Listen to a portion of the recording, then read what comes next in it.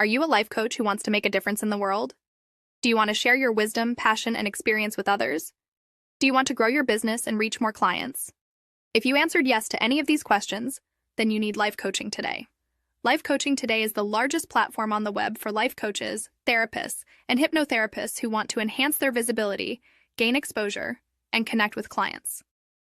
Life Coaching Today is more than just a directory. It's a network of opportunities. By joining Life Coaching Today, you will get access to a magazine where you can be featured and connect with over 30 million subscribers. Be a guest to our podcasts with over 55,000 subscribers. A directory where you can showcase your profile, services, and testimonials to thousands of potential clients. And that's not all. Life Coaching Today also offers a free 30-minute coaching session on Tuesdays and Thursdays, where you can be coached or meet your next client. A flexible pricing plan where you can choose the best option for your budget and goals. A dedicated customer service team where you can get help and guidance whenever you need it. So what are you waiting for? Join Life Coaching Today and take your life coaching career to the next level. Visit www.lifecoachingtoday.com and sign up today. Life Coaching Today, the largest portal on the web connecting coaches, therapists, and hypnotherapists. Hey, good morning, everyone. Good morning. Good morning. I am Kiddada Asmara Grey, your conflict coach, and thank you so very much for joining me this morning. I know it's early at 7:02 in the morning. On Life Coaching Today Presents with me, Kiddada Asmara Grey, your host. So this morning I am a little tired. I was up last night doing something that I should not have done. Usually I try to be in bed by 11:30. My alarm goes off at 11:20, reminding me that I need to be in bed by 11:30 and hopefully asleep by 11:30. But I did not do that. Instead, I decided, thinking that I was a whole adult, to stay up and watch. I turned on the TV. Now, I am one of those people who has the TV on in the background. Yeah. And I got caught up. I got caught up. Whew, Lord. So I'm looking for the name of it because I was just so like, wow, I could not sleep. And this, because I was watching a show on Netflix about a woman who went looking for her daughter that she had put up for adoption. And she discovered that her daughter was missing. I'm like, my mind is still kind of buzzing and trying to understand all of it. And it details her journey of to find her daughter. And it is full of twists and turns and what moments and the oh my God, and I clutched my pearls in my pajamas. I'm looking for this name, y'all, because I did not do it last night. But let me see. Oh, I know. It's okay. I found it, y'all. I am recommending from the desk of Kiddada, from the TV screen of Kiddada, I am recommending that everybody watch this show called Into the Fire, The Lost Daughter. If you all have not watched that series, it's like 3 or 4. I'm telling on myself. This documentary, I'm telling you all, y'all are not missing. Y'all are not doing life right. This is something, I don't know, next week, as you are traveling, preparing for the holidays, sit down, grab your popcorn, and just be wowed. This woman is a whole badass. When I say badass, she is the shit. Her name is Kathy Turkanian.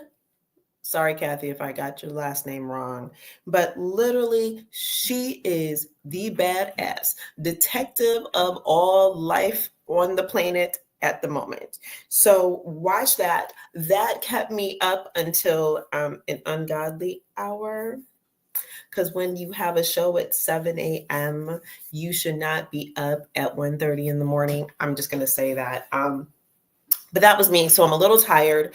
I'm drinking coffee, which I have kind of, I don't want to say retired completely from, but every once in a while I do drink coffee. Today is one of those days because I'm going to need all the energy in the world.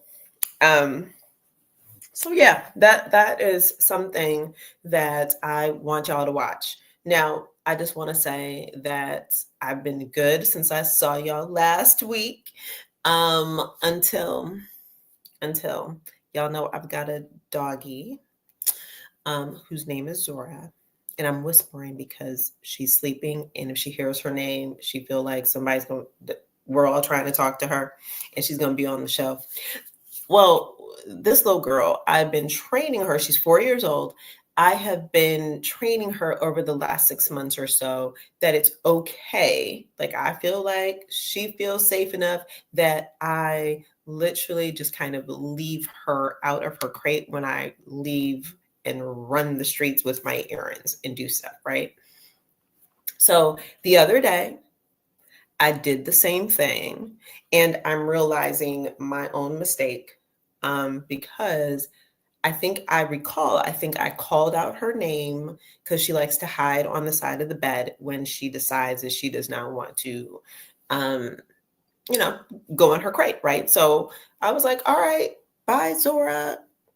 I said it a little loud. Bye, Zora. And went on my merry way, went to Sprouts, did some grocery shopping, came home, walked through the hallway into my kitchen and stopped dead in my tracks. Why? Because that doggy. You see these glasses I got on? These are the last pair of glasses that I have at the moment. Okay? Because my backup to the backup pair, she ate the glasses. Y'all, they were on the floor. They were on my carpet. So we're rebuilding our relationship right now. Rebuilding our relationship, and I have now have the task of not only purchasing new glasses, getting the prescription filled, all of that, and maintaining these until I can be. So yeah, we're still working on our relationship. And good morning, fam. Good morning, Lorraine. Good morning, Sister Jennifer. No, she's not innocent. No, she's not innocent. So on today's show, y'all, this is just some topics that I want to just discuss because I feel the necessity. And let me just say, for full disclosure, I have a full fighting spirit in me right now. And I had to put on my favorite, y'all can't see it, but I've got my dopeness t-shirt on. And I feel a little bit let's get it. Because I feel as if we are in a time post-election where people need to be checked. And so I'm intentionally doing stories that normally don't make it to the news. And partly because it does not align with the news narrative of people's understanding of other groupings of people, if that makes sense. So I'm saying it that way because a lot of my stories today are about people as usual, right? But a lot of them are about white people. And I need to say that because in the news, we tend to see a lot of stories about Black and Brown people. Yes, we see political stories, but we have grown up to the narrative where it's like, oh my gosh, Black people are the criminals. They do all these crimes. They're harmful. They're ignorant. They're all of these things. And so today I'm over it. I'm done. Because I read a lot. I read a lot of news. And so I came across quite a few things about that. So the first thing I want to talk about, though, is the concept of group dynamics. And that is simply where, a group of individuals come together, they join this group, they join a group, right? And they take on the identity of, and this is part of the characteristics of the group dynamic, right?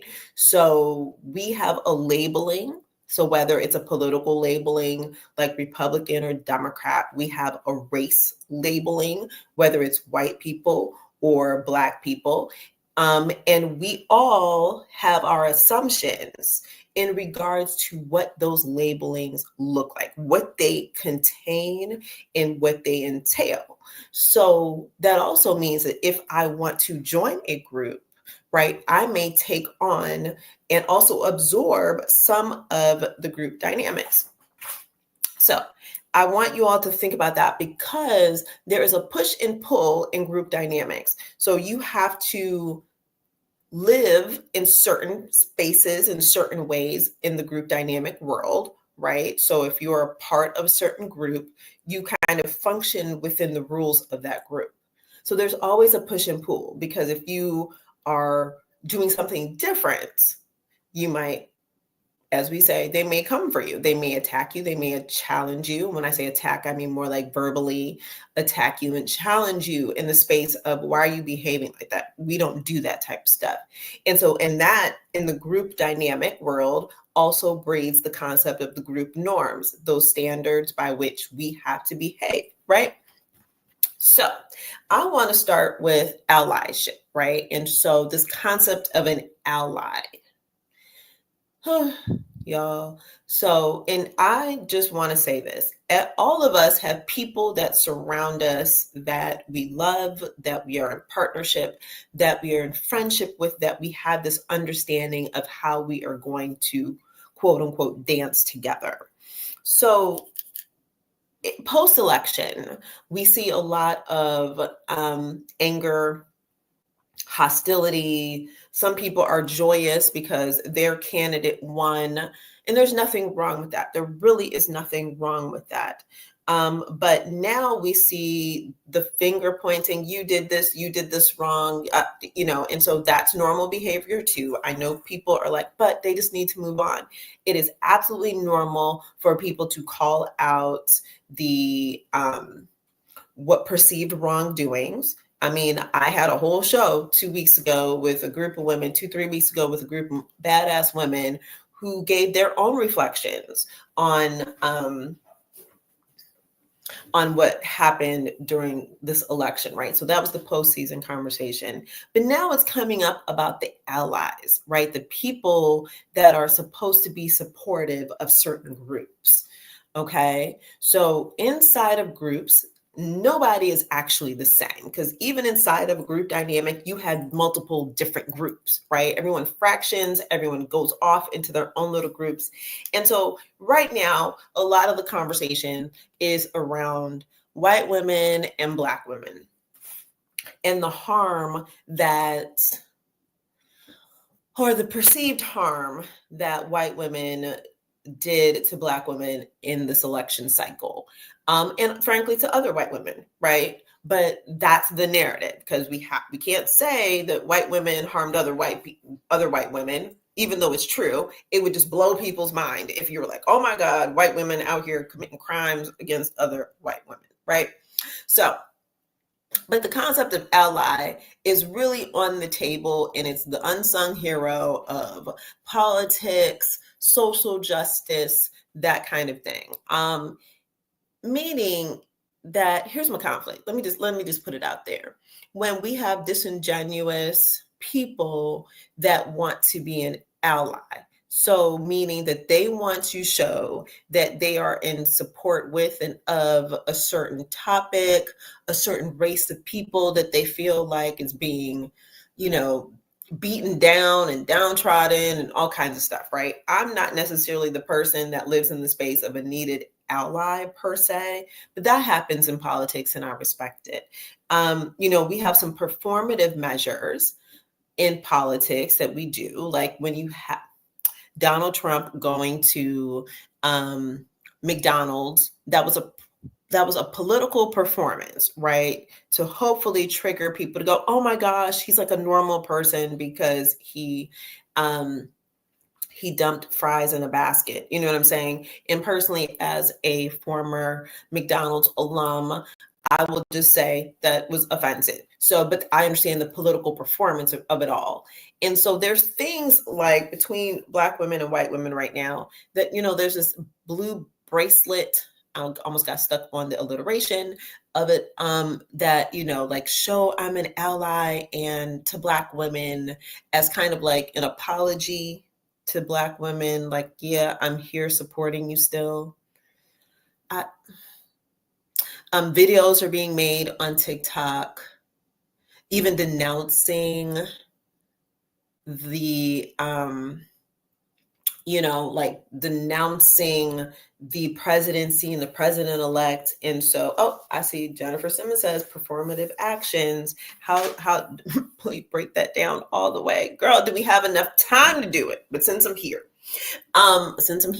so, these performative actions are meant to make the ally feel good, right? So here's some background to the background information, right? That gives somebody listen, half the time they don't even know they're being performative. But once again, in conflict, there's two people, right, that are looking. So one's doing an action, one is really sometimes just observing and going, what in the world is going on over there?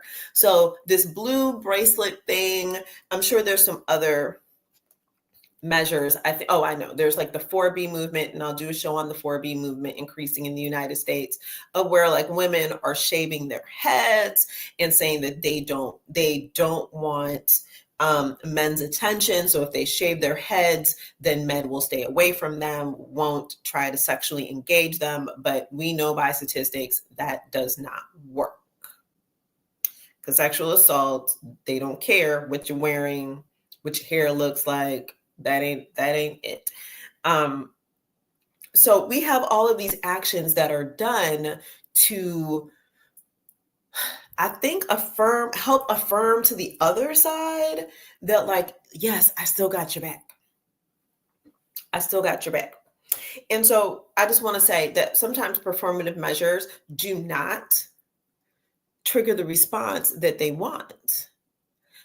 So in the space of post-election, with the former president who's going to be president again, we have this dynamic happening. And I just want to say that one, performers probably don't even know they're being performative. If they're an individual citizen, not political people, because political people are intentional about their performative actions to get a reaction from the other side for the people that they want to vote for them, right? And so, two, you have people who are doing these performative actions in the space of allyship, right? Because if we're in the group dynamics, one of the group norms is that we are to be together, walking hand in hand, step to step, right? So here's where the conflict comes in. Another conflict. When it comes to race and group norms, where people are mixed together, right? The performative actions that are given sometimes are not needed because we already know who showed up. Let me say it again.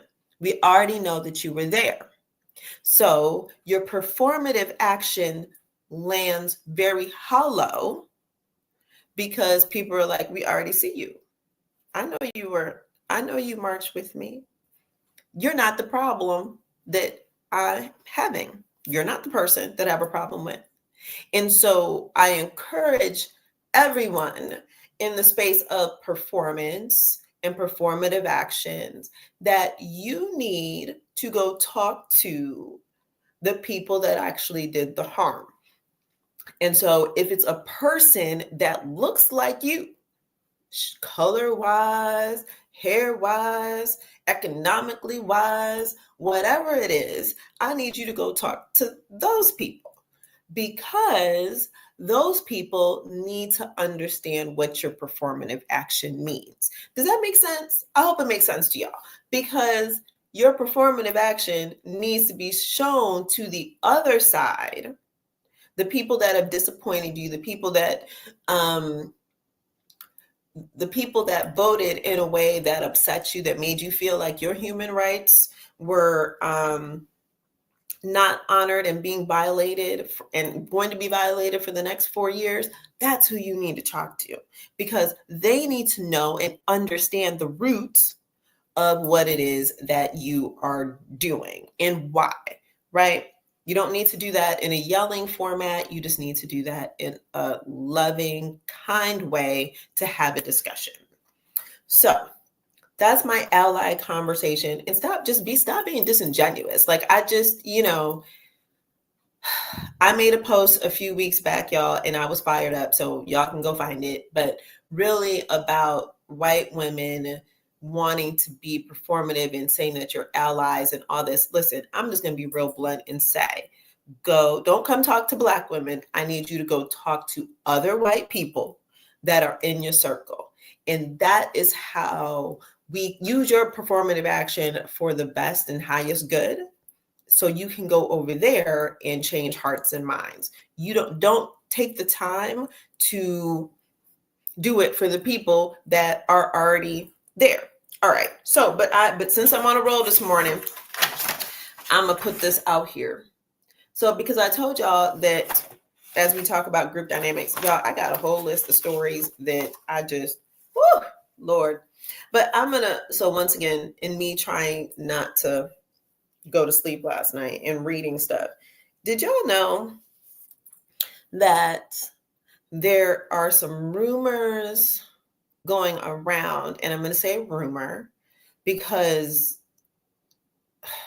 it's not true. I just want to say this. The rumor mill has started, and it was started by a white woman.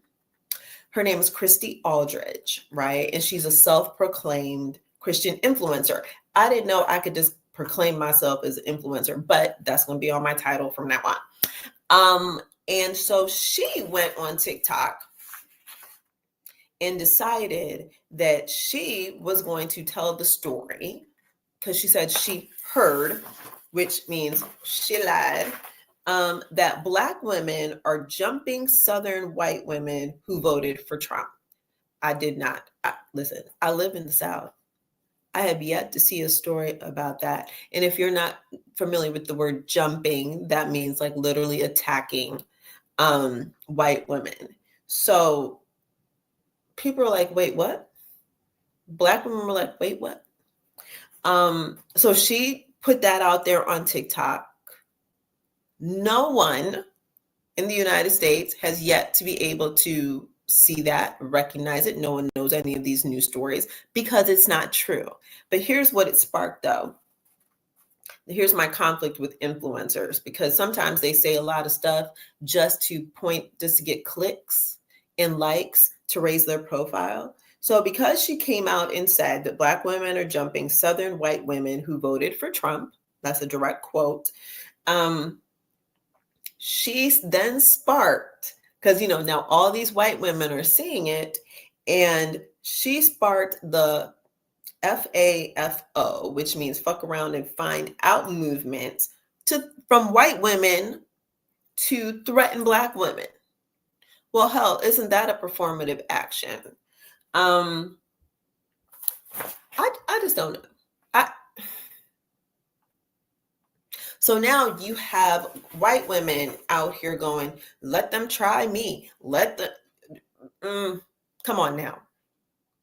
First of all, every time someone says something, can you please go look it up to see if it's real? Like, I live in the South. My sister girl, Jennifer, please let me know if you have heard anything about Black women beating up white women. I don't know. Lorraine, have you heard anything about that? I just know I haven't. But once again, right? Here's group dynamics. Let me break this down for y'all. Here's a Christian woman, and Christian groups and norms of people have this one.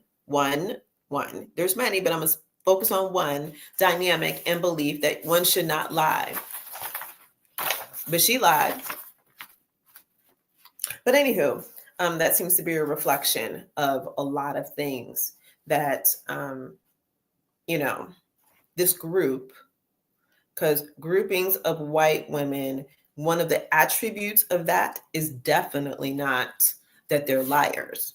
I just want to say that.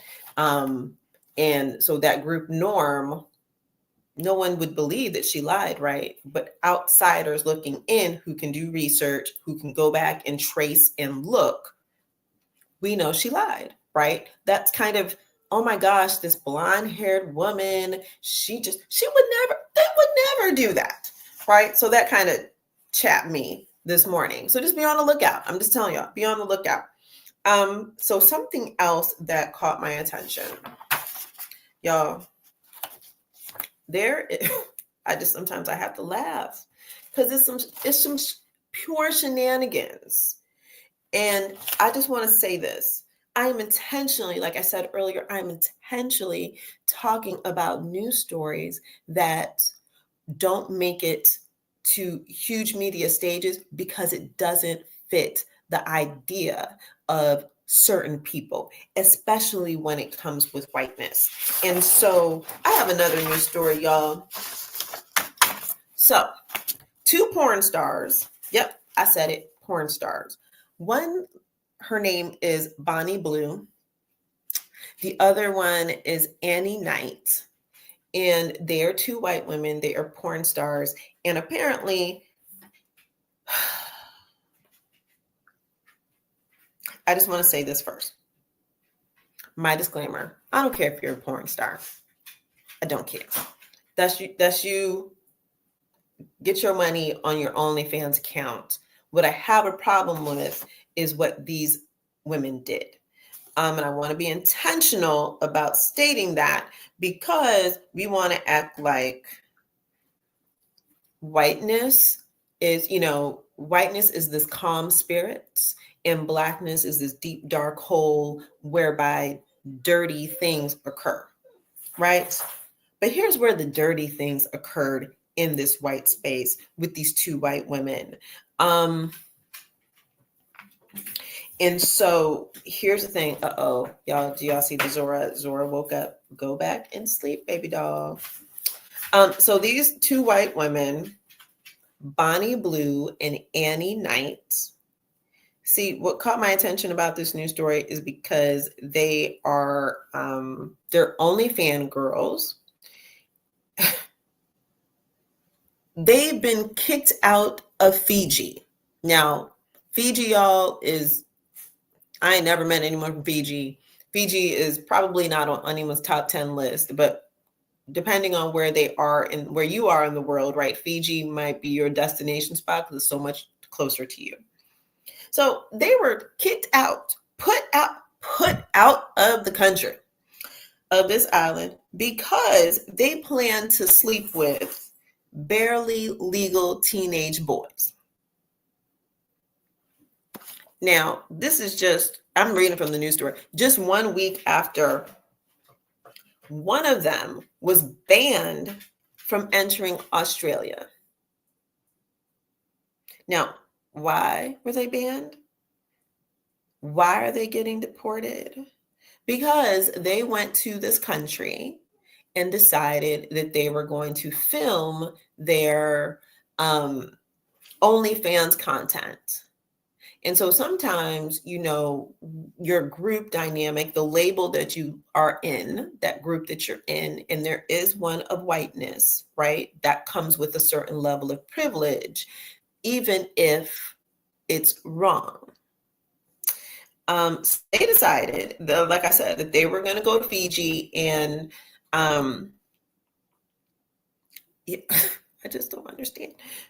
I mean, first of all, they're publicly stating what it is that they're going to do as if no one's watching. So here's a note to everybody. Don't care what shade you are. If you're going to other people's countries, I need y'all to understand the laws of those countries, because what happens in your country may not be acceptable to somebody else in somebody else's country, right? So for instance, in my country, if you are a performer and you get up on stage and you swear during your performance, you will get escorted off the stage and end up in jail. That's in my country, St. Kitts and Nevis. Go look it up. It's there. So these two white girls decided that they were going to go and do this because they had a goal of sleeping with 24 barely legal teens. I had to get the phrase right. Barely legal teens, 24 of them for the year 2024. Listen, I'm glad everybody has goals, but see, I mean, they literally said, the pair said, and no, I'm sorry, I got it wrong, because they said they had sex with 24 people in honor of the class of 2024. Like it's a graduation gift. So one, Bonnie Blue's, because of those actions, Bonnie Blue's visa in Australia was canceled. So yeah, she was trying to get a 12-month work visa. And so let me just tell y'all, if you don't understand, a work visa allows you to go into a country and work, and they have defined laws and criteria surrounding that. And apparently OnlyFans work is not work in Australia nor in Fiji. And so it just blew my mind, because guess what? These two beautiful women,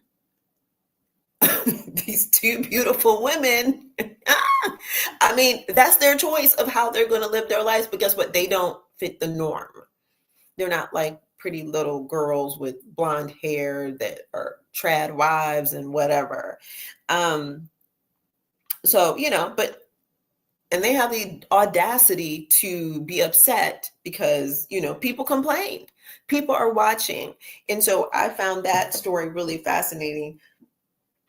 Because they are joining the ranks of Manosphere head Andrew Tate, the leader of the Manosphere world. And if you don't know about Andrew, well, right now Andrew is in jail because he was very prolific in stating that he was going to go into other people's countries and harm their women and talk about it on, a podcast and be loud and proud about the disrespect and how he wasn't going to honor other women in other people's countries. So now they're out here trying to get, and they call these trip schoolies, y'all, where they sleep with barely legal teenage boys. Whatever for the content, I guess, whatever for the content, but they don't, I'm not too sure whose group norm they're in, but that is theirs. And I can tell you right now, that does not align with what we think of white women. Child, this world, I'm telling you, this world. So you have the group dynamics. And like I said, inside of the group dynamics, there are group norms and expectations, right? So here's a story where your group expectations and those group norms are broken and you don't even know what to do with it. So, across the world, we still have dynasties, family dynasties like kings and queens and so forth. And in Norway, the Norwegian king and queen they have a handful of a son at the moment, right? So if you think about the royal family, no matter where they are supposed to be the elites. We treat them as the elites so we give them all this power. They have the best behavior. That's the dream that we have been sold about royal families. We know that is not true because royal families across the world, everybody has been everyone has had their challenges, from Princess Diana to Harry and all that stuff, right? There's scandal there, but no one ever talks about Norwegian people. But I found this story interesting because the Queen Princess and her husband, like I said, have a whole child on their hands that is, whew, he's not fitting the norm at all. He is not, as they say, demure by any means. Wait, can men be demure too? I don't know. Jennifer, Lorraine, somebody in the chat tell me if men can be demure. But his name, this son, he's a 27-year-old child. And I'm going to say that just the way I said it. His name is Marius Borg Hollier. I don't know how to pronounce Norwegian names, so I'm sorry. But this young man has been arrested 3 times in the last month or so. The first one, he assaulted Jennifer, shame on you. He assaulted his girlfriend. Then he had a huge party at the family house that it was so ruckus. It was so wild, y'all, that a motorcycle gang showed up and like raided the house too. Like his mommy and daddy's house or stepfather's, like wild stuff, y'all. Wild. He does not fit the group norms because the last arrest that he was arrested for only days ago was for rape. But y'all won't hear that in the news. Hold on, I gotta take a sip. Because guess what? White men, if we were to ask people in the shock and awe of the world and what we understand of group dynamics and identity, is that no one from a wealthy family, not a prince, would never rape anybody. Not white young men would not rape anybody. So it's shocking, right? Because we have a movement now in the United States where young white men and older men, I guess, are really believing that, my body and your body belongs to them. And so that is now becoming inside of the whiteness group dynamic. Then we go to the other one, we go to the inside of the whiteness, you got the white men group dynamic. And somewhere in there, there's a fraction of men inside of the white men group dynamic that now believe that women's bodies belong to them. And that's going to cause so much conflict. And we have a reflection of that all the way in Norway of this troubled young man who apparently tossed away all home training and decided he was going to do whatever he wants to do. And guess what? That is landing here too in the United States around this idea of we're just going to do whatever it is that we want to do. So hopefully after this as we're in post-election season, and Lord knows I feel like I'm going to be saying post-election for the next 4 years because the trauma is really there, that we're going to see some changes in group dynamics and identities that we're like, wait, what? I didn't know they behaved that way. And once again, I'm being intentional on bringing up white stories that is the counter narrative to who I represent as a Black woman. Because I to uncover and discover what it is that the other side is doing, that's really doing that. So it's not all me. It's not all people that look like me that are out here. We're being told that it's only people that looks like the shades of brown and shades of Blackness. We're the ones that are causing harm and wrecking lives and so forth. And the harm, I just want to say, is universal. The harm is universal, but you don't hear about it. So like I said, this morning, I was feeling some kind of way. So that's where I'm at in life.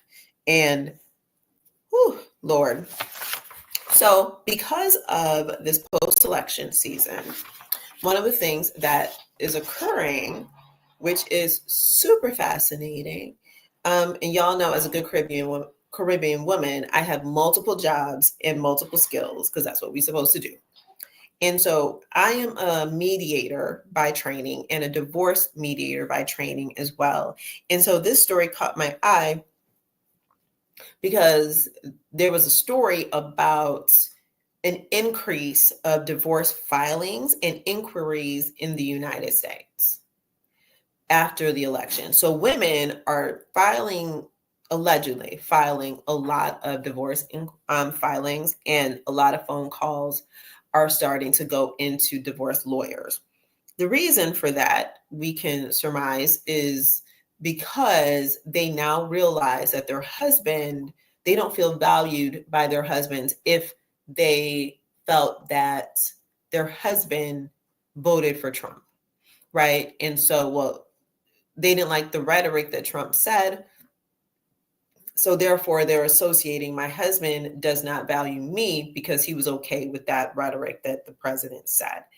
And so there is allegedly an increase, but I find it interesting though, because there was one little blip of a story where a man, I believe he was on Reddit, and he said, "What do I do?" Because he was literally served like 2-3 days after the election. So let me just tell you all, even though he wrapped his story around, oh my gosh, she's leaving me because of the election, I can assure you that his wife had a conversation weeks prior to filing, so she could file her paperwork, because it's not an overnight thing. So it just happened to align. And so the other part of this is that the inquiries might be high from a lot of liberal women, another group dynamic, right, of individuals. They may be increasing their inquiries because in 2025, when we have a new president, there is a conversation about removing no-fault divorces. That means that literally means nobody can be blamed for the divorce. No explanations have to be given. None of it. I'm out. One party needs to say, I'm just out, and they have to leave, right? In every state, I think all states now are no-fault divorces. And so that is probably what's going on, because if they remove that, then somebody has to stay in a relationship, or you have to prove why you need to get out, because what is coming is an establishment of people that believe that marriage is the greatest thing on earth. And it doesn't matter if you are in a happy marriage. What is more important is that you were in a marriage, right? And you have a certificate, and that's what it is. So I found that fascinating. I don't know anybody personally, and let me just be clear, I haven't asked anyone either, are you planning on divorcing your husband because he voted for Trump? Because I remember the last round I remember there was a lot of white women that said, oh my gosh, I didn't even know my husband was a Trumper.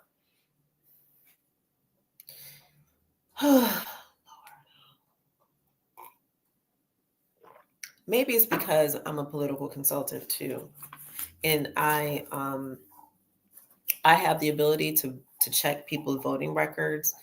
But to me, I'm just going to say this: if you and I are going to date, if I'm going to date a man, one of the first questions I ask: are you a Republican or are you a Democrat? Second question: do you vote? And I'm the chick that I will pull it up on my phone to see if you vote. And I've had men lie to my face, and they've been called out, because I'm like, hold on a second, as you're still talking, and I'm looking up your voting record, because I need to know where you stand. And I need to know if you're civically engaged. So Jennifer made a comment and said, all perceived safety has been removed in the court of public opinion as a result of the election, affecting the mental health of millions. Listen, We don't have enough days of our lives to talk about the mental health challenges that people are going through right now. And I'll talk about that in closing, because when I talk about the strategies for coping with the holiday season, because y'all, this holiday season is going to be a mood for everybody. Quickly, I want to tell you all something, because once again, somebody need to call me and tell me to go to bed at night, because once again, when I start reading, I consume a lot of knowledge, because in my mind, I'm going to go on Jeopardy one day and I'm going to win Jeopardy. So I think it was last week, the weeks run together, I talked about my AI boyfriend and creating that AI boyfriend and moving into the AI world. Now, admittedly, I am horrible at this. The whole idea, I told myself I was going to give myself 2 weeks to have a conversation with this chat robot thing, and I'm failing tremendously because I don't have imagination. And right now, I can honestly say I'm not in need of anything, but there's going to be a part 2 of that conversation. But what caught my attention was that in Shanghai, there's a warehouse full of these robot and AI robot things inside of this warehouse. And y'all, this is where we're getting to the point of no return. So once again, I'm just going to say, we human beings are typing in and feeding content into a computer, right? We are writing programs. We are putting musical scores in there. We are putting philosophy books in there. We are putting all this content into these machines, right? We're building a big bank of memory, and they're storing it, and we're asking them to behave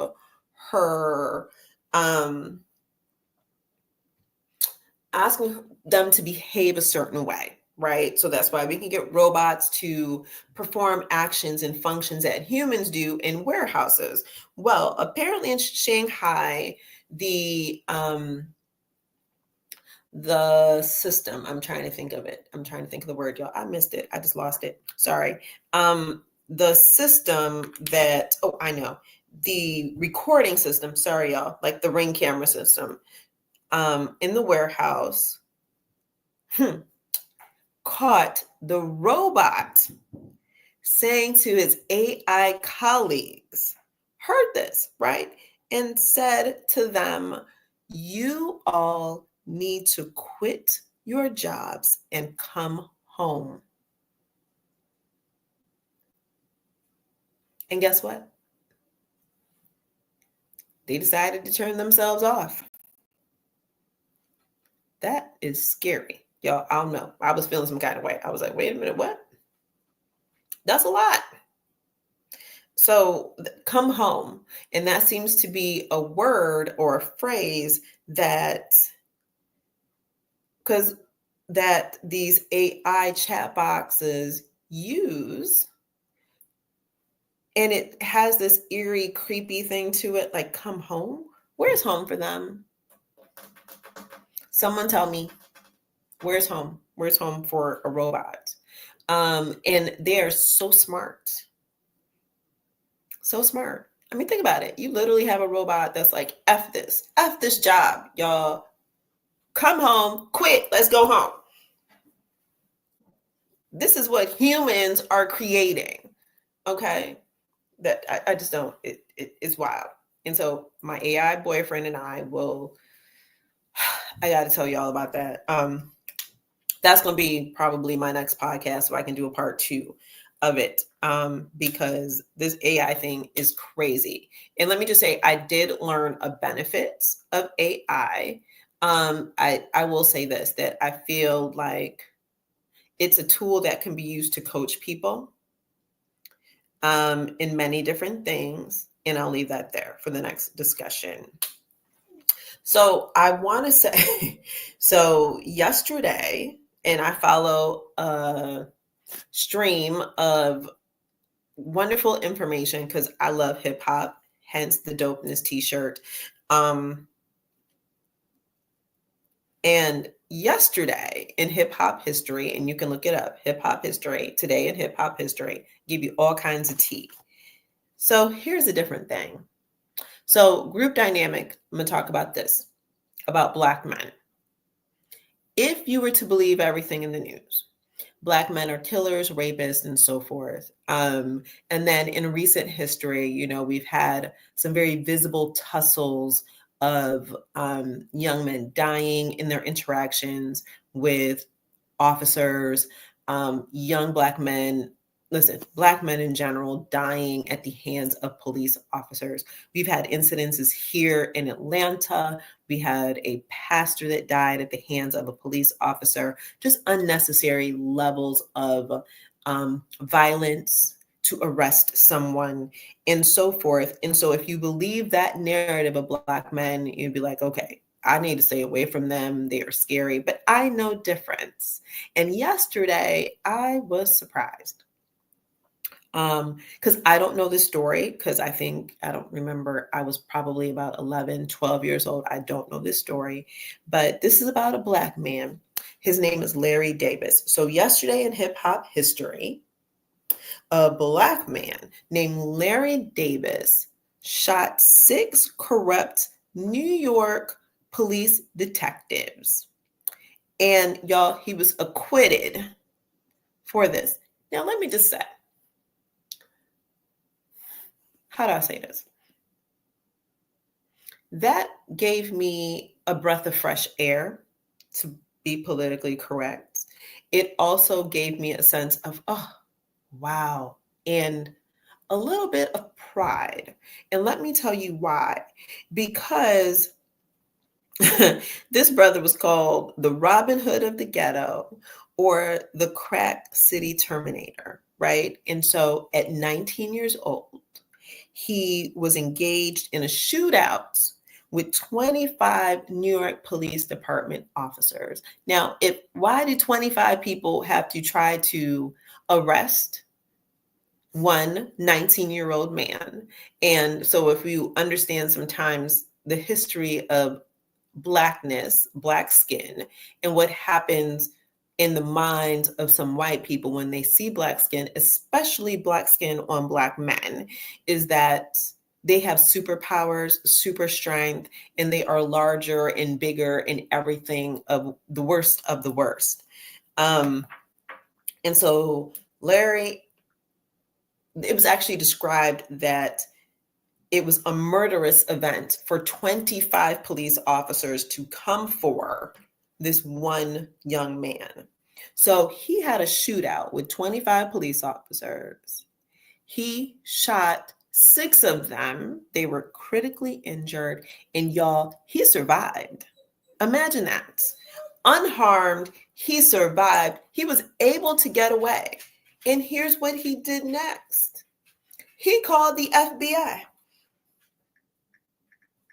Went into FBI custody so he could tell the story of what it is that was happening with these corrupt New York City officers, right? That he was able to shoot 6 of them out of the 25.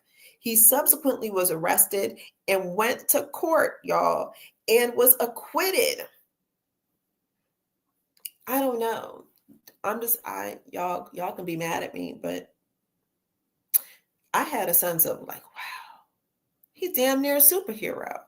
Because to date, that has not occurred since. Whew, let me tell you, even telling the story, I'm in awe.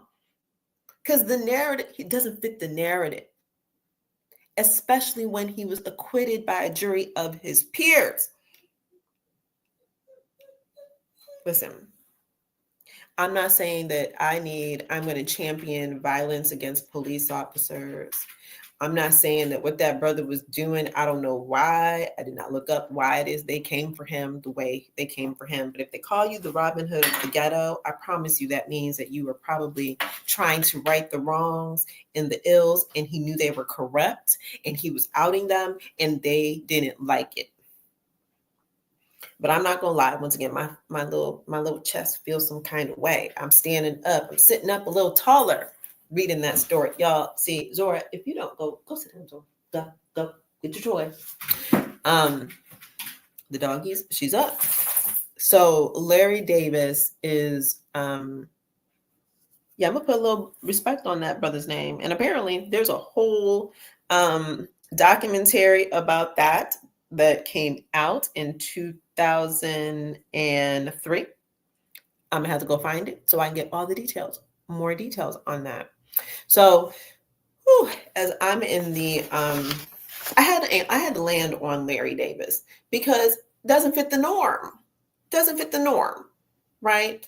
There were rules broken in there. In my understanding of what I've been taught, even I've been taught by the news media about Blackness and Black men.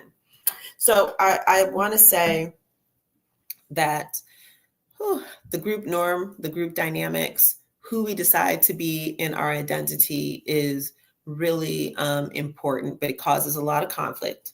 It can. And once again, the favorite word, post-election, we have to be mindful where we're at in this election season and what it is that we're doing and how it is that we're moving, right? How it is that we're interacting with people. I know that there's people who are blocking and have blocked friends and family members, because they don't want to see the rhetoric. They don't want to hear the rhetoric. They don't want to hear the gloating. There's people who have turned off the news. They don't want to know what's coming. They're choosing to be muted to mute the news cycle so they don't hear anything anymore. So I don't know if they're going to do that for 4 years, but I can tell you that it's healthy in the beginning, but not healthy in the middle and the end. And the reason why is because you really should know what is coming to impact your life, because whatever happens in this upcoming presidency, we are all going to be affected by it unless we're multimillionaires and we don't give a damn. And unless, even you might be, if you're a multimillionaire, you're probably trying to protect your bag too and make sure that your bank account stays what it is, what it looks like, right? So we have the holidays coming up. The first holiday coming up this year of Thanksgiving. Honestly, I don't know when Thanksgiving is going to be next year, but maybe Thanksgiving is going to disappear with the way that these Christmas commercials started November 1st. But some tips for Thanksgiving.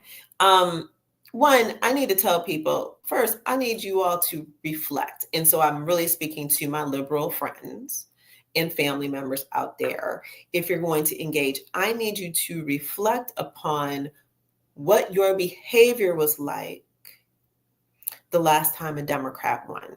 When Biden won, were you gloating? Were you saying things on Facebook on any social media platform that your family members from the other side may have taken offense to?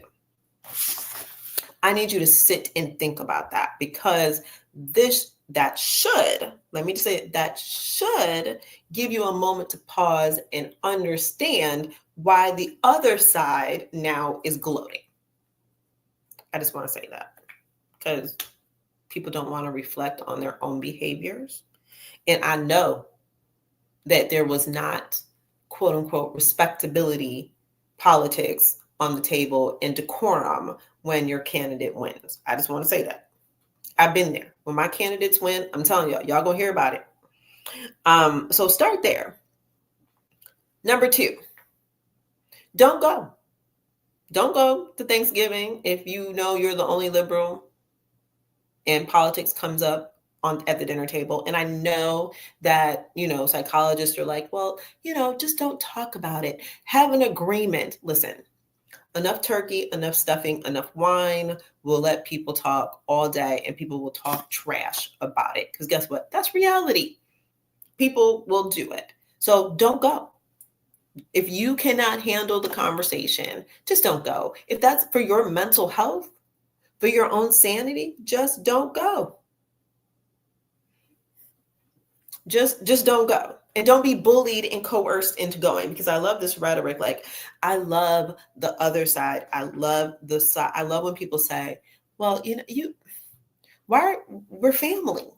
We shouldn't have to, we shouldn't fall apart because of politics. We shouldn't. But let me just put this out here. We do the same thing about politics where we talk about, no, we shouldn't break up families over politics. Come sit at the dinner table, even though you feel harmed.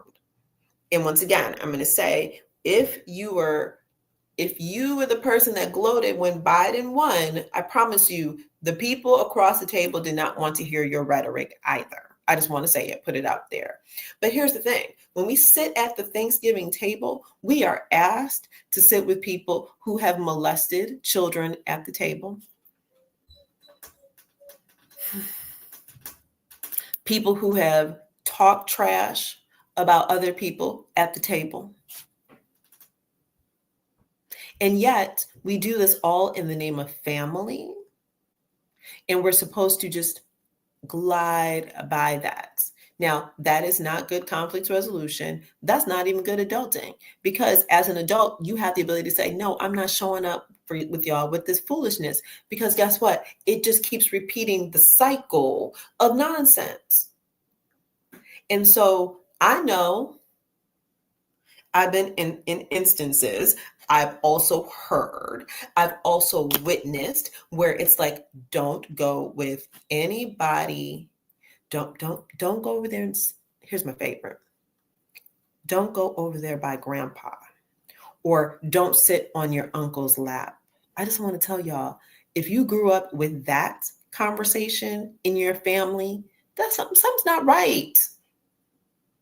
And somebody needs to take a stance and go, no, I'm not showing up to this. Because not only is it a good boundary, but it's letting people know, no, I'm not going to participate in this performative Thanksgiving dinner of a healthy family. I'm just going to put it out there. Don't go. Don't let them coerce you. Don't do it. But if you do, if you said, because I see Jennifer said, not enough cranberry sauce in the world, but apparently there's going to be some people who go sit there and eat that cranberry sauce. And I just want to say, this is an opportunity for all my high conflict people to be low conflict. And what I mean by that is I need you all to not engage and just to sit and listen. That's all.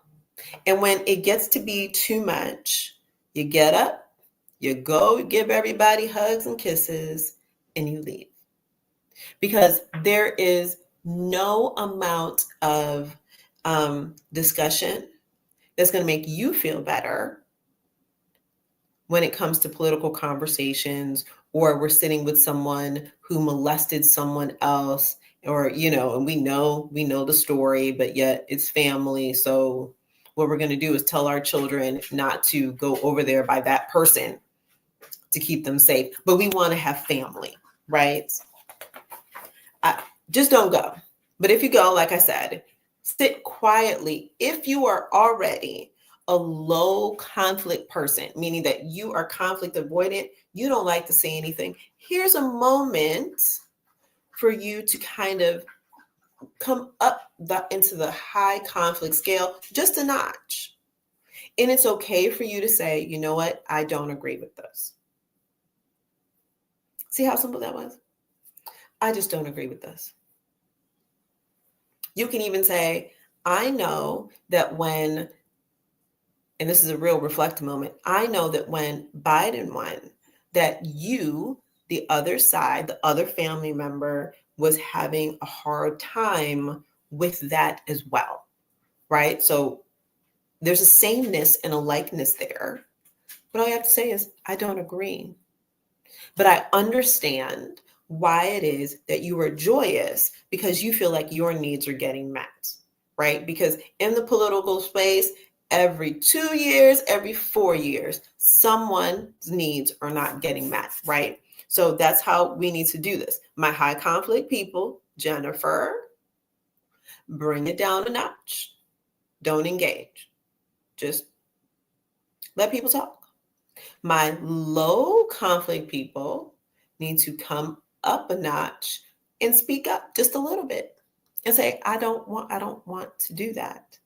And take the action of stepping away. It doesn't make you less of a family member, because guess what? Your family is going to be defined in so many different ways, including by blood, right? But that does not mean that you have to sit and carry on with the shenanigans, because I promise you it's going to happen. And we're not even talking about, well, we'll see. But every year, somebody on Thanksgiving shoots one of their family members.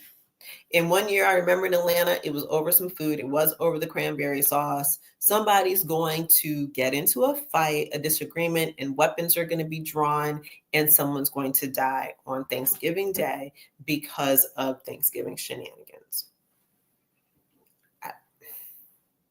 I'm going to say is we need peace and understanding. And if the idea of going to sit with people that you feel voted for somebody that does not meet your needs and your understanding of the world, don't go.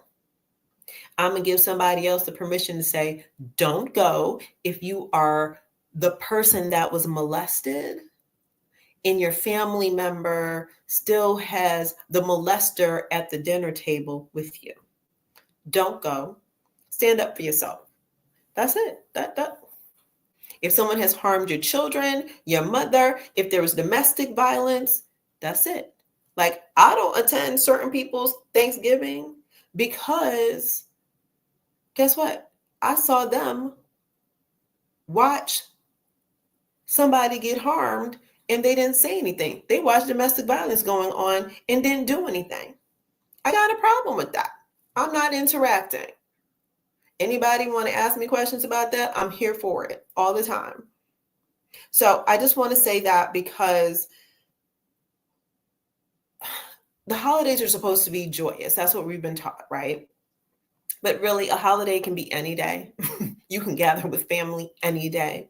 This just makes it easier because folks need to categorize people and categorize things in days of the week and holidays so people can take off of work and be collective. Right? But understand that when you have your collection be in collective identity, because guess what? Even Thanksgiving in everyone's house has a group dynamic and a norm, from what we put on the table to what we dress, what we wear, what we eat, how it is that we interact with everyone. Right? So that's what I'm going to say in closing. Next week is Thanksgiving. Like I said, literally 1 week from today. I don't eat turkey. Thank you, Jesus, because turkey is gross. Come for me if you want to. But I hope you all have a time to reflect. I hope that you all have a time to sit in concert with people that love you, that are supporting you, that understand that you might be hurting. I'm going to request that you also understand and be reflective about what happened 4 years prior. When Biden came into office, I want you to be reflective about people at the dinner table that have been harmful to you, harmful to other family members, that you have to take a stance on, which means a boundary has to be drawn, because that's good adulting. And like I said, don't let anyone coerce you and bully you into thinking differently. To be a silent witness of harm repeatedly is a problem. And that is where I'm going to end the show. Because I'm still on my Larry Davis high, y'all, because I just feel like that just gave me, like I said, I'm sitting up and I am just really blessed today. And so I want to say thank you to Yoruba, my awesome producer. I want to thank Emily Leslie too, because she puts out my graphics for me, because I don't know how to use Canva, I think it is, because I'm technically challenged. Thank you all for joining this morning. I'm not really good. This morning, I did not look at my own live to see everyone that's on here, that's watching. So have a blessed Thursday. Get ready for the weekend. Stay warm in certain places across the country. Yeah, and this is Kiddada Asmara Grey, your conflict coach with Life Coaching Today Presents by me, Kiddada Asmara Grey. Bye, y'all. Thank you for watching Life Coaching Today Presents, hosted by Kiddada Grey and produced by Aruba Saad. Our mission at Life Coaching Today is to empower your health, business, community, and life. Check us out at lifecoachingtoday.com. Everyone here at the True Awesome Network would like to remind you to like, comment, subscribe, and spread awesome.